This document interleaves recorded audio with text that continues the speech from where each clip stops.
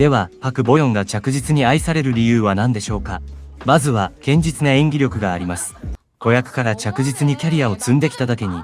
感情を繊細に表現する能力が優れています。可愛らしく明るいキャラクターだけでなく、重みのある役割も見事にこなし、演技の幅が広いと評価されています。しかも、チェウシク、パクソジュン、チョジョンソク、ソンジュンギ、イ・ジョンソク、パクヒョンシクなど、数多くのトップ俳優たちと共演しながら、時には彼らを引き立て、時には自分自身が引き立つように見事に演技し、パク・ボヨンの作品は見やすいという、俳優にとっては絶賛に近い褒め言葉をもらう女優になりました。さらにプライベートはどうでしょう。デビュー20年以上経っても、一つもスキャンダルのない女優として、良いイメージを着実に維持し、ファンと交流し、ファンのレビューを直接探して受け入れながら、より良い演技を見せようと努力する。